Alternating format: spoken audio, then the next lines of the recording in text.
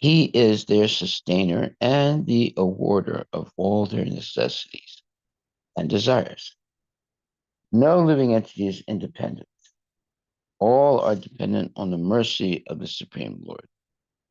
Therefore, the Vedic instruction is that one should enjoy life under the direction of the Supreme Leader, the personality of Godhead. Vedic literatures like Ishopanishad direct that since everything belongs to the Supreme Personality of Godhead, one should not encroach upon another's property, but should enjoy one's individual allotment. The best program for every living entity is to take direction from the Supreme Lord and enjoy material or spiritual life. A question may be raised. Since Kardama Muni was advanced in spiritual life, why then did he not ask the Lord for liberation? Why did he want to enjoy material life in spite of his personally seeing and experiencing the Supreme Lord? The answer is that not everyone is competent to be liberated from material bondage. It is everyone's duty, therefore, to enjoy according to his present position, but under the direction of the Lord or the Vedas. The Vedas are considered to be the direct words of the Lord. The Lord gives us the opportunity to enjoy material life as we want. And at the same time, he gives directions for the modes and processes of abiding by the Vedas so that gradually one may be elevated to liberation from material bondage. The conditioned souls who have come to the material world to fulfill their desires to lord it over material nature are bound by the laws of nature. The best course is to abide by the Vedic rules. That will help one to be gradually elevated to liberation. Kardama Muni addresses the Lord as Sukla, which means the leader of religion. One who is pious should follow the rules of religion. For such rules are prescribed by the Lord himself. No one can manufacture or concoct a religion. Religion refers to the injunctions or laws of the Lord. In Bhagavad Gita, the Lord says that religion means to surrender unto him. Therefore, one should follow the Vedic regulation and surrender unto the Supreme Lord, because that is the ultimate goal of perfection in human life. One should live a life of piety, follow the religious rules and regulations, marry and live peacefully for elevation to the higher status of spiritual realization. We did cover this verse yesterday. We did? Yeah, yeah. But you can probably just as a Yeah, I don't remember that verse. Okay, anyway. All right, text 17. However, persons who have given up stereotyped worldly affairs and the beastly followers of these affairs, and who have taken shelter of the umbrella of your lotus feet by drinking the intoxicating nectar of your qualities and activities in discussions with one another, can be freed from the primary necessities of the material body. Purport by His Divine Grace, A.C. Bhaktivedanta Swami Srila Prabhupada. However, let's see. Uh, After describing the necessity of married life, Kardama Muni asserts that marriage and other social affairs are stereotyped regulations for persons who are addicted to material sense enjoyment. The principles of animal life, eating, sleeping, mating, and defending, are actually necessities of the body, but those who engage in transcendental Krishna consciousness, giving up all the stereotyped activities of this material world, are freed from social conventions. Conditioned souls are under the spell of material energy or eternal time, past, present, and future. But as soon as one engages in Krishna consciousness, he transcends the limits of past and present and becomes situated in the eternal activities of the soul. One has to act in terms of the Vedic injunctions in order to enjoy material life. But those who have taken to the devotional service of the Lord are not afraid of the regulations of this material world.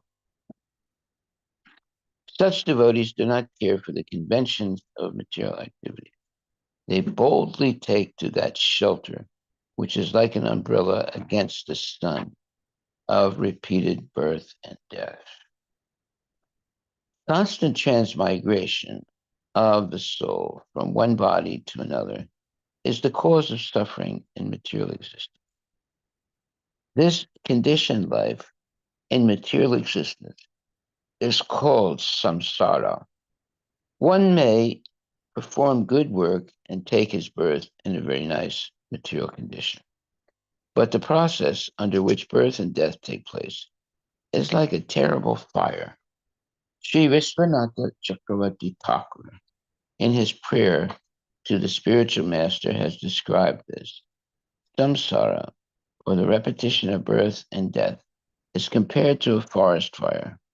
A forest fire takes place automatically without anyone's endeavor by the friction of dried wood, and no fire department or sympathetic person can extinguish it.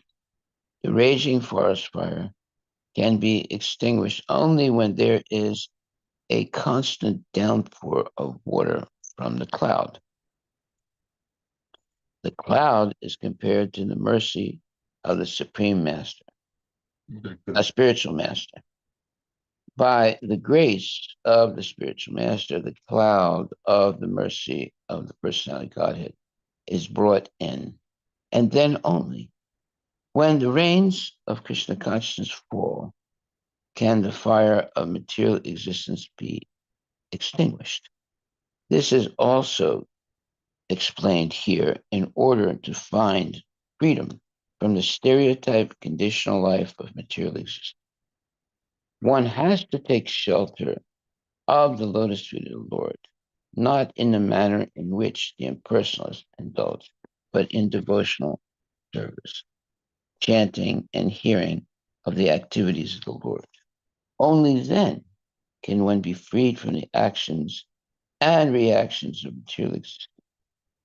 It is recommended here that one should give up the conditional life of this material world and the association of so-called civilized human beings who are simply following in a polished way the same stereotype principles of eating, sleeping, defending, and mating.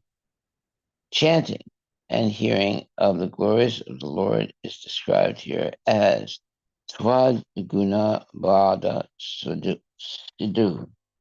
Only by drinking the nectar of chanting and hearing the pastimes of the Lord can one forget the intoxication of material existence. Okay, so that's very interesting point that sometimes philosophers believe that we are living in a world of illusion. And we think that things are real, but actually they are concoctions of our mind. So why don't you look that up? Some philosophers believe that we are living in a world of illusion. And in a sense, that's true because uh, thinking that material life is nice and trying to squeeze out as much sense gratification as is possible, that is a world of illusion. However, when you understand that any moment one can die, therefore one should not waste one moment in sense gratification, but should engage all activities and all efforts in to go back to Godhead. So what does this say? Still thinking in the Western philosophy, even Plato, the theory of forms, Plato posited that the material world that we perceive in our is not the true reality, Hmm. but rather a shadow or illusion of the true, eternal, immutable world of forms or ideas. That's his allegory of cave in John. Allegory. Yeah. Then Rene Descartes, Rene Descartes, yes. he questioned the reliability of the sensory perception and hypothesized that evil demon could be deceiving us, making us believe in false reason. See? Wow. Yeah. Evil demon, meaning Maya. Yeah. Then George Berkeley argued that the physical objects do not exist independently of our perception of them. He claimed that reality consists of only of minds and their ideas, suggesting that what we perceive as the material world is an illusion maintained by the continuous perception of God. Right.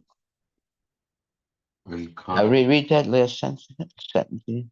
he claimed that the reality consists of only minds and their ideas, suggesting that what we perceive as material world is an illusion maintained by the continuous perception of God.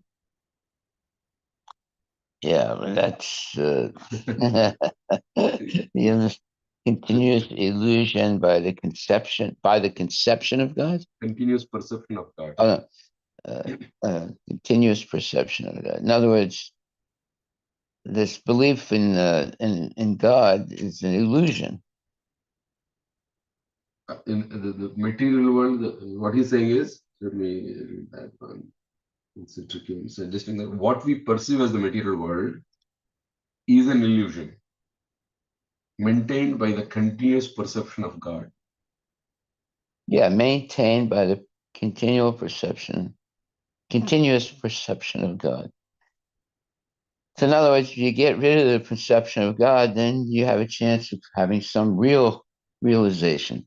But as long as you have this continual perception of God, you stay in a state of illusion. Is that right? Yeah, it's a little tricky. Seems contrary. Yeah.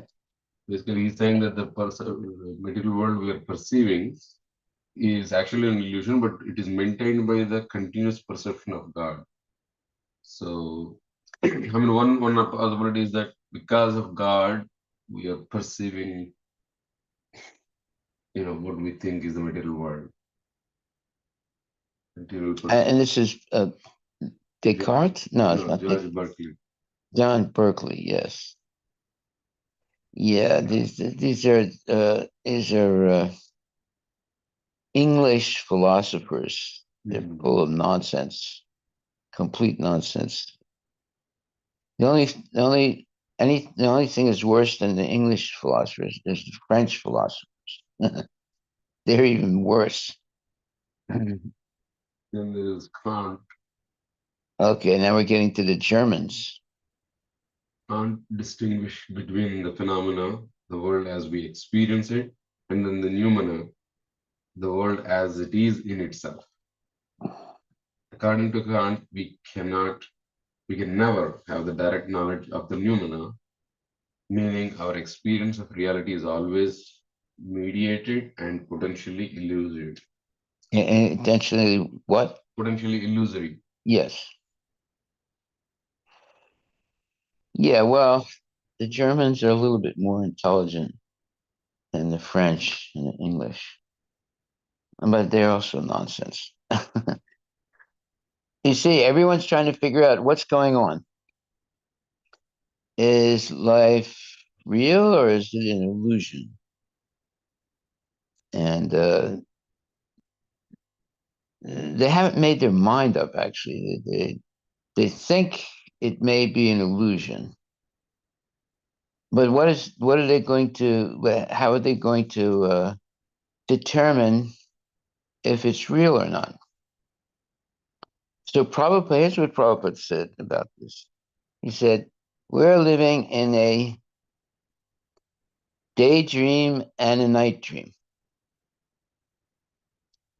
So he basically was saying that what you're experiencing in the night dream, when you wake up, it's an illusion. And what you're experiencing in the daydream, when you go to sleep, it's an illusion. So the devotee said to him, well, Prabhupada, uh, that means that, when we're sleeping, we're an illusion. And it sounds like when you're awake, it's an illusion. So what's reality?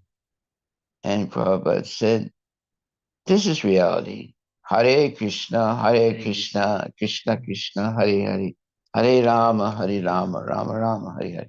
Then why did he say that? Because when we're sleeping, and, and there's different levels of sleeping, so we only actually dream when we're almost awake. We don't actually dream when we have deep sleep. Mm-hmm. And that means that whatever you're dreaming at night, it's it's not actually it's like an illusory thing. It is an illusory thing. When you wake up, you realize, oh wow, I was dreaming about this thing. That it was, now that I woke up, I realized it was just a dream. And then when we engage in material life, uh, in other words, we have what's called the daydream and the night dream. So then Prabhupada was asked, he said, then what's the truth, Prabhupada? And he said, this is the truth, chanting Hare Krishna. That's the truth. Because you have a daydream and you have a night dream. The only thing that can take us out of that daydream, night dream existence is chanting Hare Krishna, and where you're associating with Krishna. So then someone may ask, well, maybe chanting Hare Krishna is also a dream, you know. The Prophet said, no, this is reality, because you're associating with Krishna, the Supreme Personality Godhead, who's eternal. Everything else you're associating with, like cars and houses and baseball games and basketball games and things like that, that's all like a dream, because it doesn't last very long. And all the sense gratification, the sex, and all that is like a dream, because it only takes place for a little while, and then all of a sudden it becomes part of a dream. It's not there anymore. So uh, the only thing, no, basically what he's saying is there is sat and there is asat. There is what is eternally, what is eternal and what is temporary. Everything that is temporary is like a dream. While it's happening, it's real.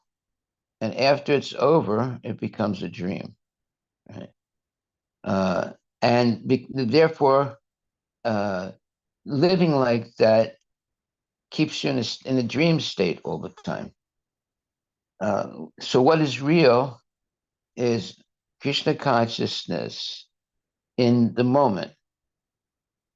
Why do we say in the moment? Because in the spiritual world, or when there's spiritual consciousness, there's the eternal present. There's not, right now, when we're in the dream world, there's past, present, and future.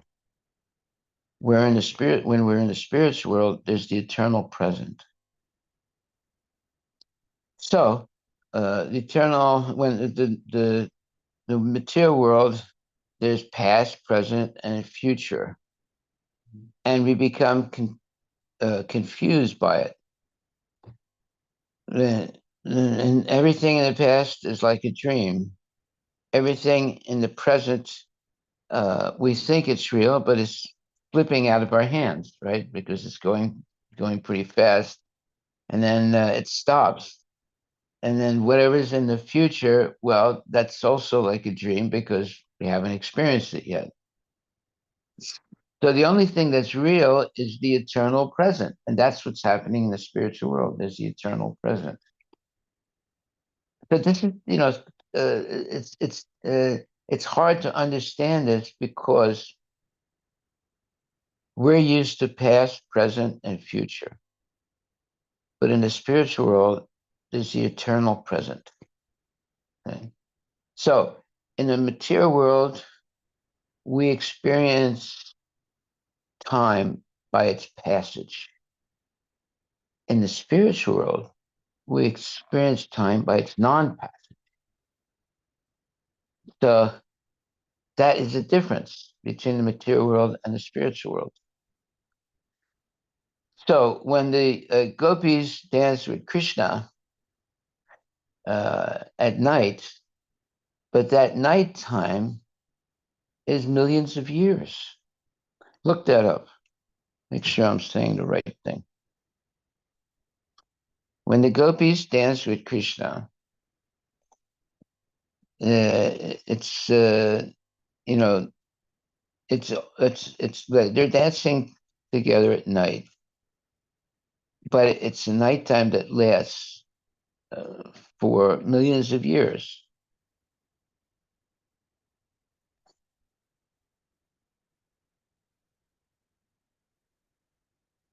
Or at least let's not even say nighttime. It's a dance that lasts for millions of years. It's not something that is subject to past, present, and future. It's like an eternal present. What does it say? The night is believed to have been extended by Krishna's divine power to feel like an eternity for the Lord. Read that again. The night is believed to have been extended by Krishna's divine power to feel like an eternity for the devotees. Right. It doesn't come to an end. It doesn't seem like there's any end to it. There's only the present. There's no past, present, and future. It's just continually they're living in the present. Yeah. Okay. So these are different.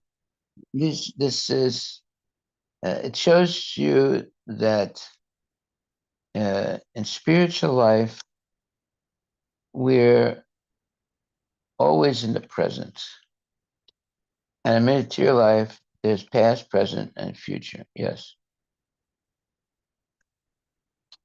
How long does the Rasalila last? And it said approximately 4.32 billion years.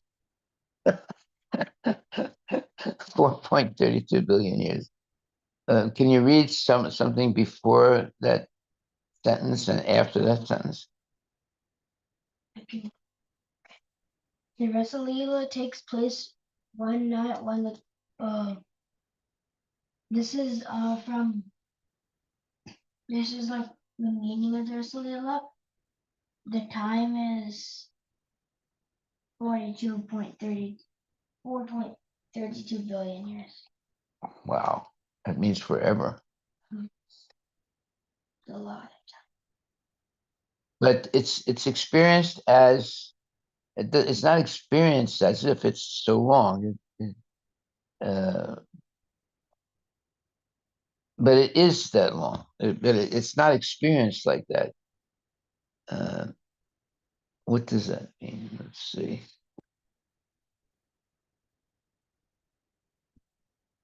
Well, if that's a fact, then that Rasa Lila is still going on right now.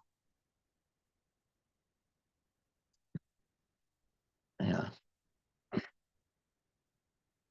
Therefore, when we become Krishna conscious, it's possible to enter into that Rasa Lila. As long as we're in the state of illusion, of past, present, and future, we don't experience it. Why? Because in the spiritual world, this is the thing to look up. In the spiritual world, in the material world, we live in the past, the present, and the future. In the spiritual world, we live in the eternal presence.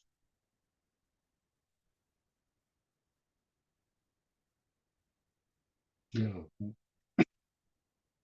From the viewpoint of Gaudiya Vaishnavism and other traditions that venerate Krishna, the Rasa Leela is not confined to a specific historical moment. It is considered an eternal, transcendental pastime, Leela, that continuously takes place in the spiritual realm of Goloka Vrindavan. And it is beyond material time. In the spiritual time world, time does not function as it does in the material world. The pastimes of the divine, including the Rasa Leela, are said to be ongoing and eternally present. There it is, eternal presence.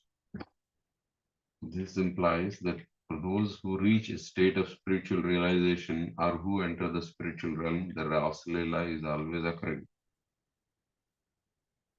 Yeah, can you send me that quote? This reference? Yeah. Yeah, once you enter into the once you enter into the Rasa Leela, you're in the eternal present.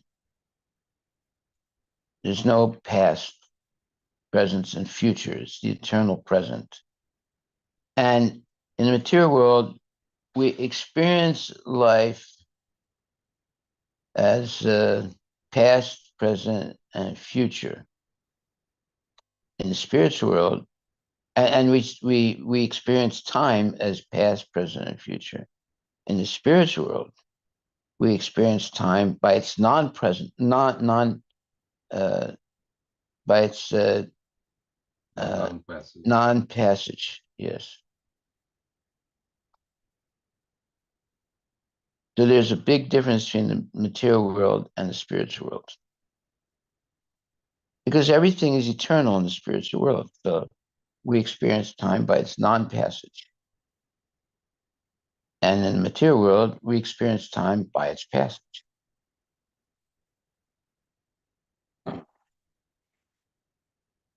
So when the gopis danced with Krishna in the evening, that evening lasted millions of years.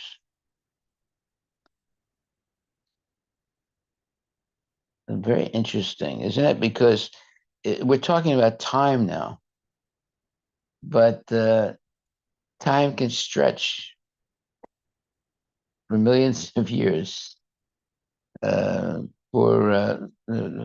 of our consciousness being thoroughly, involved in Krishna consciousness. Okay, so that's the point. Everything depends on the consciousness of the person. That's why we say Krishna consciousness. Okay? When you're in Krishna consciousness, you can experience these transcendental events or transcendental activities. When we're in material consciousness, all we experience is the passage of time. In Krishna consciousness, what we experience is the non-passage of time. That's the major difference. We have a deep sleep. Yeah. Sometimes we might sleep for like a few hours, but then suddenly you wake up, it just felt like, I didn't sleep long. I mean, fully, relaxed, but it doesn't. We don't dream in deep sleep. Correct. You only dream when you're coming out of sleep or going into sleep. But when you're in deep sleep, you're not conscious. Basically, you're not seeing any dreams. Let's put it like that. The dreams happen when you're coming out of your sleep. Yeah, and somewhat meditation is supposed to be, deep meditation. That's what they claim, is that you you're in that meditative state and it doesn't feel like your time is passing. Mhm. And are we giving the same thing here also? Like, I mean, it is the same in a way. What here we're perceiving Krishna's Leela, but the idea is that it might go on forever. I mean, for you, it's like when you come out of it, it feels like it's a small snap. But then when you're in it, it feels like eternity.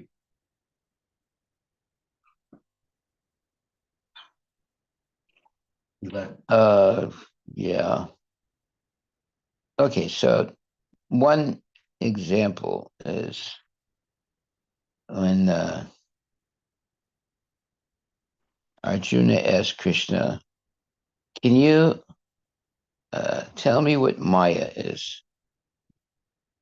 Right. So Krishna just smiled at that, and then Krishna said, "Can you go and bring me this is not Narada Muni? uh is it Narada Muni? Yeah, I think you read the Yeah, Narada yeah, Muni yeah, stuff. yeah. It's Narada Muni. Yeah. So he said, "Can you go and get me some water?" Uh, so Hmm. Narada Muni goes to fetch some water, and then he sees some lady, a very attractive lady, who's fetching three containers of water. And he asked her, he said, uh, "Can I help you take these, take these barrels or whatever of water to wherever you're going to go?" And she said, "Yes." So he does. And then he meets the family of the girl and the father and the mother. And then they invite him to have some dinner, and he agrees. And one thing leads to another, and he marries the girl. And then he gets married, and then they have some children, and he has they give him the family gives him some land, and he starts working the land, and it's very prosperous. And he starts sharing, the vegetables or whatever he's growing with other families, and they appreciate it very much. And for about 8 years, it goes on like that. And it's like an idyllic life. Look that up, idyllic, idyllic. I think I'm pronouncing it right. And then there's after that 8 year period, there's like a terrible rain that comes, and all of a sudden, there's so much rain that people have to get on the roof of their homes, otherwise they'll drown. And then uh, the the water starts even coming up above the roof, and now they're swimming in this raging uh, you know uh, rain, and it's like they're swimming now, and then little by little they're holding on to each other, and then uh, the father tries to grab a log to save everyone. And when he tries to grab the log, he loses control of the wife and the kids. And one by one, he sees them disappear into the water. And somehow he, by holding onto the log, he gets the opportunity to grab some branches of trees and things like that, and he pulls himself to safety, right? And he's exhausted, and all of a sudden he hears this sound, this voice, and it's Krishna. And he looks up and he sees Krishna, and Krishna's smiling at him.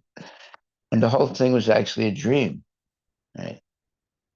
And but he experienced it as it went on for years and years and years.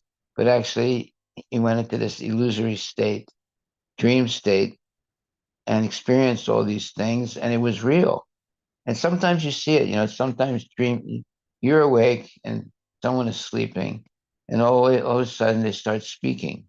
There's no, don't do that, don't do that. And you're looking around, and you see the person is experiencing something, but there's nothing there, right? It's a dream they're having. But the dream, it seems real to the person. It's not real for the person who's witnessing the other one, but for the person who is in this dream state, they're experiencing something that looks real, but it's just a dream. Is a dream due to Maya? Is a dream due to Maya? Well, you could ask the opposite question: is what we're doing now Maya? Because in another half an hour you're going to leave, right? And then you're going to then you're going to another realm of dreaming somewhere else. Yeah, Prabhupada said there's a daydream and a night dream. And then the devotee asked him, well, is this is what we're doing now just a dream?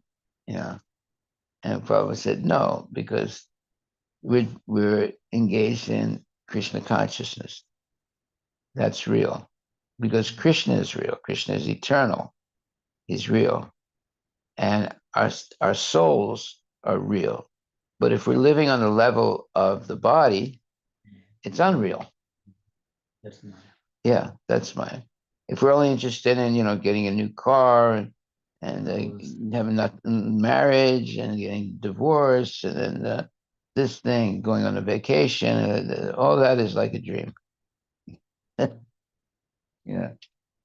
So when you're Krishna conscious, you're actually conscious of because anything related to Krishna is eternal. So when you become Krishna conscious, that's not a dream. That's real. But everything else, like you're going to a baseball game, that's a dream. You're going on a vacation to Hawaii, that's a dream. When you're all those type of activities that we have in our life, it's actually like a dream, and therefore we experience it as past, present, and future.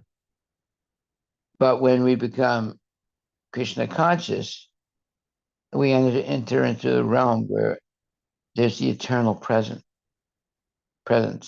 or present, where there's no longer past and future, it's the eternal present. That's why, like in the spiritual world, like people don't get old.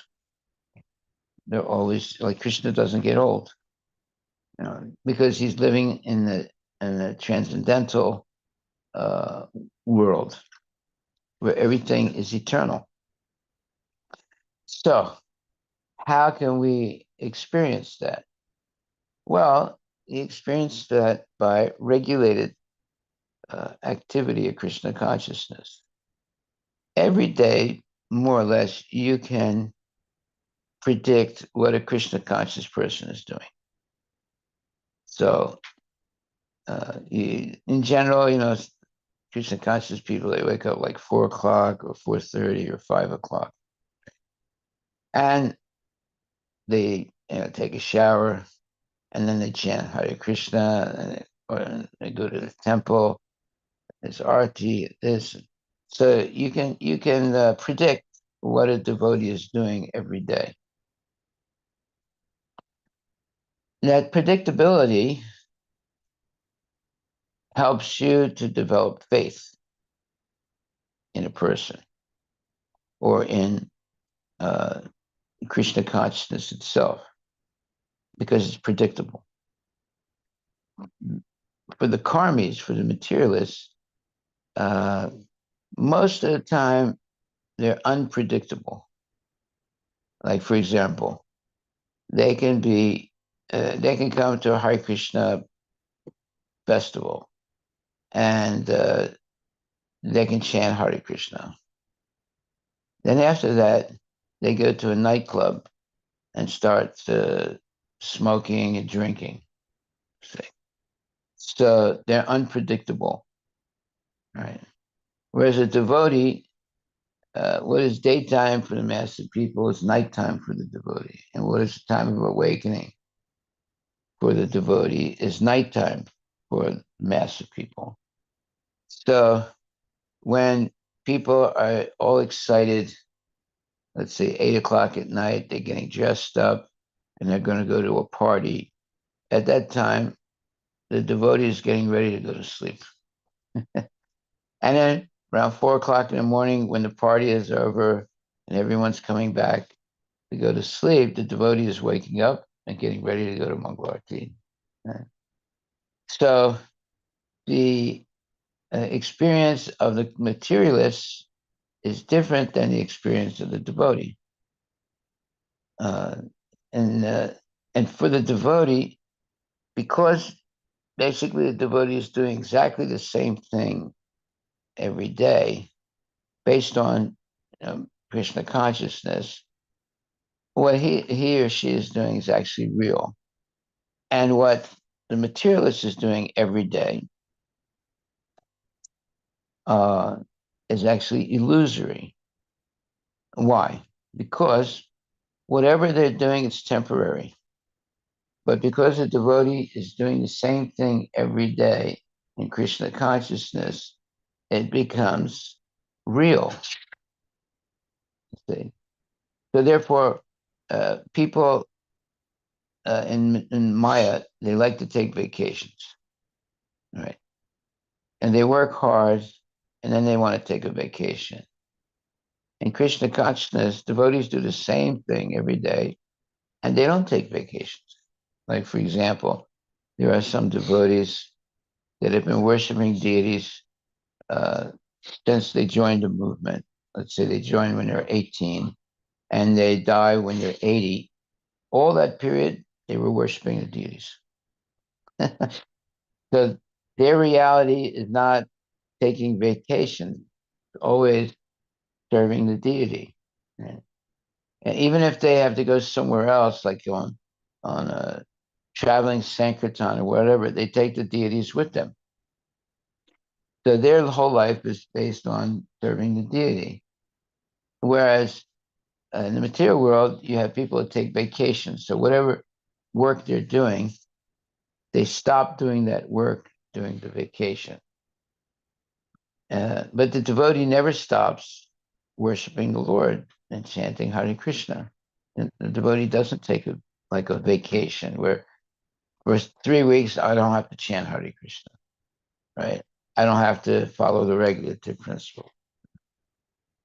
So, and that's what the materialists do. They'll go somewhere where they, uh, don't. Let's say they're following uh, a certain schedule when they're at home and waking up a certain time, going to work, and then coming back and then sleeping at a certain time. When they go on vacation, they completely change their schedule. They're acting in different ways. They're not working. They're going here. They're going there. But wherever the devotee goes, just like Prabhupada, he went around the world 14 times, but he did the same thing everywhere he went. No matter what, even if he was in an airplane, he was doing the same thing, chanting Hare Krishna and following the regulative principles. So most people, when they go on vacation, they stop doing what they normally do, right? And they do things that they don't do normally, right? Like going and swimming in the ocean, and then coming home, coming back to their apartment, to their hotel, and then going out and staying up really late, talking nonsense, doing nonsense, and so forth. So the vacation, they break their normal schedule and do something else. that they don't normally do. Whereas a devotee, wherever he goes, he does the same thing. And it's always, Krishna conscious. So why? Because the devotee understands that Krishna is in his heart and watching everything he does and knows everything he's desiring. Therefore, you can't hide anything from Krishna. And therefore, if you're a sincere devotee, then you're always acting in Krishna consciousness. But a person who is a materialist, they may be, regulated also for work and for family. But when they go on a vacation, they can break that whole cycle of regulated activity and do nonsense things, skiing and climbing a mountain or going on a long vacation and things like that. They break their schedule and they're acting in a different way than when they're at work every day. So and therefore that breaks their consciousness also. Their consciousness now is not their work. Their consciousness is sleeping in and eating more or going to a nightclub at night and things like that. So all of a sudden, their whole regulated thing is broken and they increase their sense gratification on the vacation, right?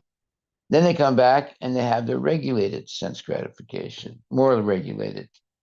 So, but the devotee has the same schedule wherever he goes, and he doesn't break the rules and regulations wherever he goes. But most people, they go on a vacation to break the break the rules and regulations. So if someone is on vacation and normally uh, they don't stay up late because they have to work the next day. But on vacation, they might stay up really late. So it breaks their regular time, and they do a lot of other things that they normally would not do when they're at home. Okay, so all of this is based on lack of Krishna consciousness. When you're Krishna conscious, you do the same thing every day, no matter where you are. So Prabhupada, even though he went around the world 14 times and opened up temples and was making so many devotees, but he did the same thing every day. He would eat at the same time. Even though he would go through different uh, uh, what do you call that? Huh? Time zones. Time zones. But still, he would stay regulated. So, uh, see, the whole question of time, it's different when you go to the spiritual world, you perceive time by its non-stop, its non-passage. And in the material world, you perceive time by its passage. Yeah. Yeah. And, past, present, future. Yeah. But in the spiritual world, it's eternal present. So there's a major difference between the material world and the spiritual world. And your homework is to write down the differences between the material world and the spiritual world. And one major point is the difference in the perception of time. There are other things too. It's not just that. And see if you can do some research and see what the major differences are between the perception of time when you're a materialist and the perception of time when you're a devotee.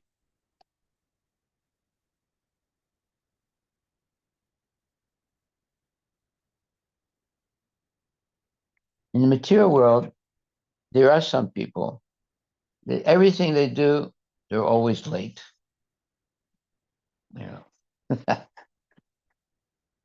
They always come late, you know.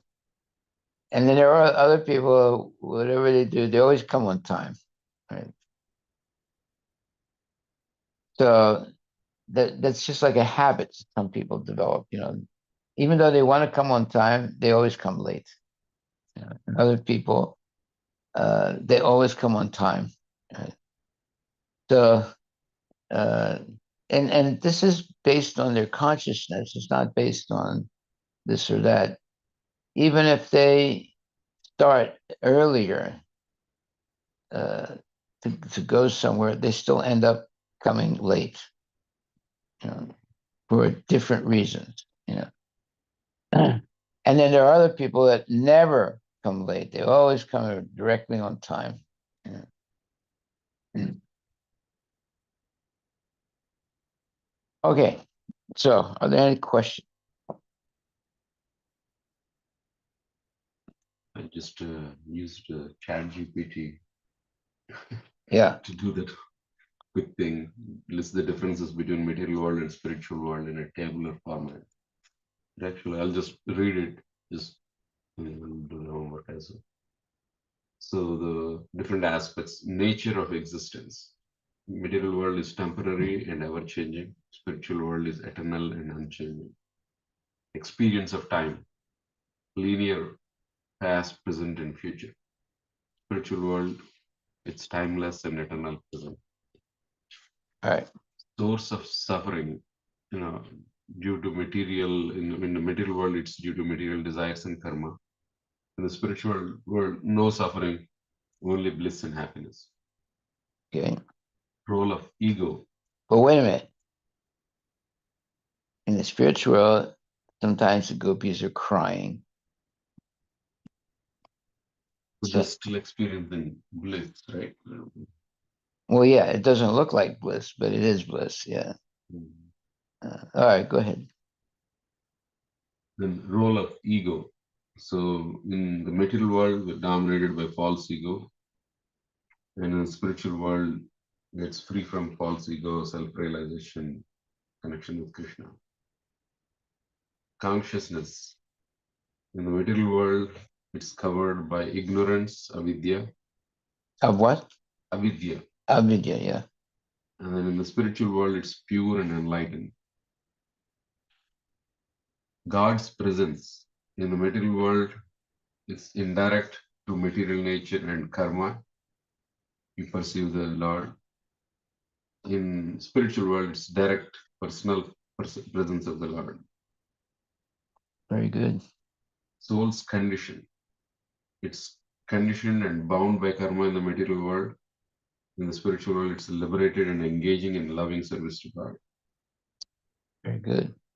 Nature of activities. In the material world, we're driven by selfish desires and needs. In the spiritual world, it's pure devotional service. Bhakti. Good. Interactions. In the material world, it's based on material relationships and dualities. Whereas in the spiritual world, it's based on spiritual love and unity. Repeat that one more time. The types of interactions in the material world, it's based on material relationships and dualities, like good, bad, like, dislike in the material world. Whereas in the spiritual world, it's based on spiritual love and unity. Right. Manifestations in the material world, temporarily manifested bodies and material forms. Whereas in the spiritual world, it's eternal spiritual forms and abodes. Now, see, that's where Plato and Socrates made a mistake. They say that in the spiritual world, everything is static and perfect. In the material world, all we see is shadows of those static and perfect forms in the spiritual world. They did not think that the spiritual world was dynamic. They thought that there were forms that were perfect and static, unchanging. Uh, And that was their speculation. Hmm. And then whatever forms there are in the material world, it was a shadow reflection of those perfect forms in the spiritual world. So for them, the spiritual world was a static place of perfection. They had no idea that the spiritual world is dynamic, but everything remains perfect. Because for them, in a dynamic state, things deteriorate, just like every one of our bodies. Right from birth, we begin to die. And we're going through so many changes of the body. So therefore, the ancient Greeks, at least Socrates and Plato, they thought that in the spiritual world, it's not dynamic, it's static, but static perfection. And everything we see in the material world is a uh, uh, let's say like a perverted reflection of that static perfection in the spirit in the spiritual world. So why were they thinking like that? Because for them, they could not picture things moving in the spiritual world, because when things move in the material world, they deteriorate. So they thought, well, things can't be moving all the time in the spiritual world, otherwise it would get worn out like in the material world. So they couldn't imagine, they were not able to imagine and they were not able to understand that in the spiritual world, even though everything is dynamic, nothing gets worn out, nothing dies. You know, for them, if there's no movement, then there's no deterioration. So why don't you look that up, see if what I said is right. What do you want? How Socrates and Plato perceived the spiritual world. Did they perceive it as being dynamic, or did they perceive it as being static? Dynamic means everything's moving, right? And then time is moving all the time.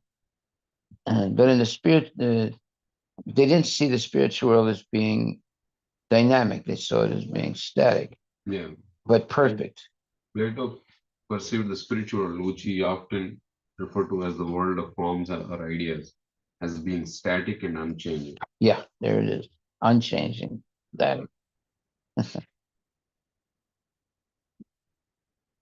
right. Going back the 3 or 4 other categories of distinction between material world, you want me to complete Yeah, it? go ahead. So the next one is perception of reality. In material world, it's illusory, often mistaken for ultimate reality, whereas in spiritual world, it's true reality beyond illusion. Purpose of life. In the material world, it's often pursuit of material success and pleasure. And in the spiritual world, it's attainment of pure love and service to God. Now, when it says in the material world and then it says in the spiritual world, you can be in the spiritual world in the material world. You're right. Right. It's not that, they're two completely separate things. There's no what you would call, Geographical. yeah, there's no geography. There's a spiritual world, there's a material world. It's all about a question of consciousness. Yeah. Okay, go ahead. And influence of modes. In material world, we are subject to the sattva, rajas, tama gunas. In spiritual world, it's beyond the modes of the material nature. Then results of actions. And in case of material world, there is definitely karma, vikarma, and which entangles in the rebirth. Karma means acting according to the spiritual principles, but still having attachment to the result. Vikarma means sinful activities. Akarma means no karma. Yeah, that's in the spiritual. Well, you can be akarma in the material world also, where everything you do, you don't have any attachment to it. You just do it out of love for Krishna. Whereas when there's karma, you have let's say, a desire to achieve. Although you're acting in a karmic way, but you still have attachment to the result. Whereas akarma means you don't have an attachment to the result. You do it just purely out of love and devotion without demanding anything in return. So although the activity may be the same in karma and akarma, but in karma, there's attachment to the result, and in akarma, there's no attachment to the result. There is karma, there's activity, but there's no attachment to the result. All right, go ahead. That's the last component. All right. Well, I think we'll stop right there. We stopped on Canto 3, Chapter 21, Text 17. 17. Continue. We'll continue from there. Thank you very much. All glories to Srila Prabhupada ki jai. Any other questions online? So in school, Prabhu, when you're in school, do they talk about what's happening in the material world and the spiritual world? No, not at all. And even if because they don't talk about the spiritual world because they can't measure it and they can't anything they can't measure is not part of curriculum. It's only things that they can measure that are part of the curriculum. So they can measure length, width, and depth. But they can't measure something that's eternal because it expands eternally. So they can't measure that. So they don't deal with things like that. It's only things that they can measure. So you can measure, the height of a building. You can measure the weight of a person. So those are the only things they can talk about, or write books about. But they can't really write books about what's going on in the spiritual world because they have no way of experimenting. So, and this is the thing Prabhupada said, that this is the fault of the karmis. They want to measure everything, or they want to experiment on everything. There's some things you can't experiment on, right? You just have to accept what the acharyas say. It's true. But that scientists reject. They say, no, that's not science. Science is when you are able to measure things. Okay? But see, nowadays they talk about black holes. Can you measure a black hole? No, because if you come near a black hole, you get sucked into it and you die. Yeah. That was their point. Then they changed their theory. They said, well, you can get sucked into a black hole and you can come out of a black hole also.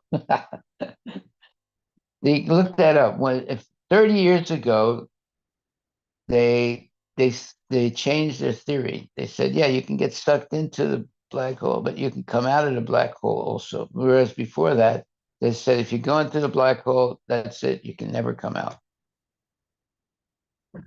Look that up. You see how material science is not perfect. Spiritual science is perfect.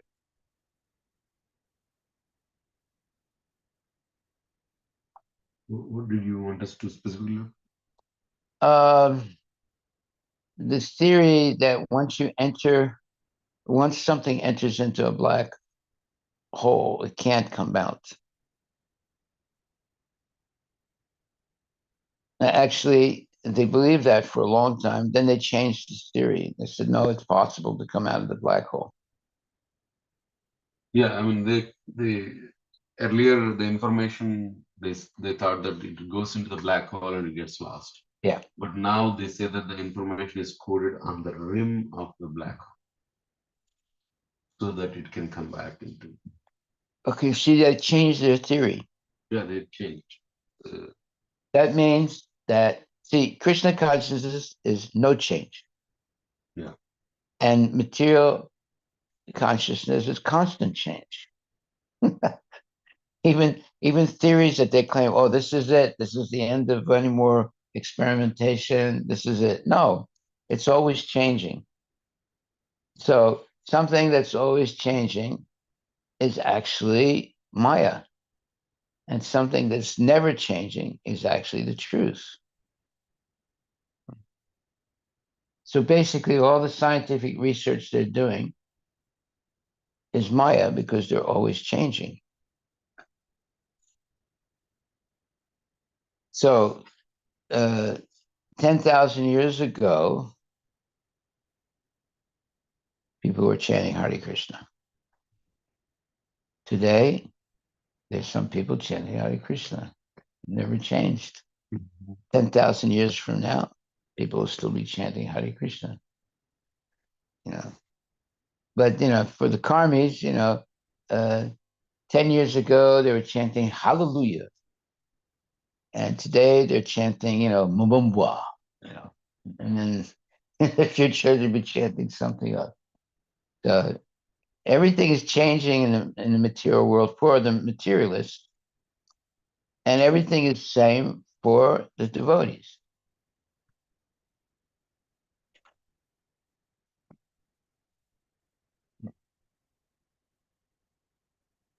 Okay, we will stop there. Our philosophy is no change, and their philosophy is always change. They always come up with new theories.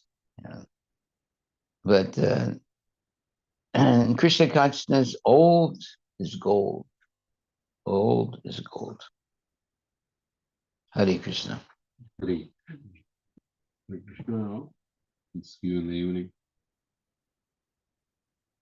Don't change anything from now until tonight. Hare